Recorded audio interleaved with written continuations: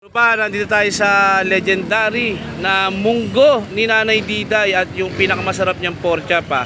Actually dito lang to sa may bandang Alvarez along Ipil Street. Malapit lang to actually dito sa sumikat na Chades. Etong Aling Diday's Eatery Kainan. Isa to sa mga pinakamasarap actually nagsiserve na munggo dito sa may Kamay Nilaan. At yung pork chop niya actually masarap din siya. At lahat ng mga kinakain niya. So halika trupa, tara, kainan natin to. Bicol Express. Bicol Express siya. Magkano yung price nito? 60 pesos. 60 pesos. Magkano to? Kasi magkano yung baksin na bata mo? 60 din daw. 60 rin siya. Yan. Ito, Boppies. Magkano yung Boppies mo? Ganun din po, 60. 60 rin siya per order. Ano to? Chicken sour Chicken meatballs. meatballs. Naubos na po. Magkano siya? Tatlong peraso po, 50 pesos. Giniling. Yan. Magkano yung giniling mo? 50 pesos din po. 50 pesos. Kilawin nila. Yan, kilawin. Kilawin baboy yun, di ba? Opo. Yan.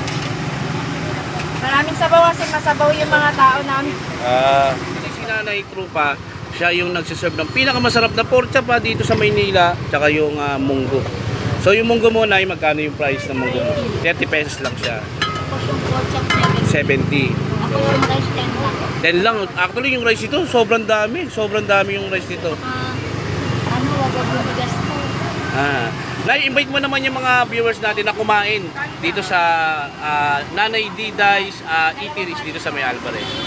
Porque na puntahan ng karimbirya ni Aling dito sa Alvarez. Sana magustuhan niyo yung aming serbisyo. Ay nako, sobra. Maraming salamat, Nay. Thank you. Thank you. Ito yung munggo na walang gulay kasi nga raw pag nilagyan daw niya ng ampalaya, minsan wala na, di-disregard lang daw. Pero ito, yan oh. Nay, thank you maraming salamat. Dalawa option mo sa kanin May fried rice kasi si Nanay Diday. Tapos meron siyang plain. Pero okay na yan. Talo-talo na yan. Masarap naman yung kanin ni Nanay. Saka yung munggo niya, yung ulam niya.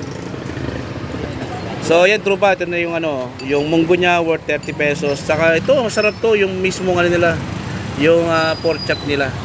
So 70 pesos. Tapos yung rice niya, grabe, sobrang dami. 10 pesos. So halika trupa, tikman na natin siya.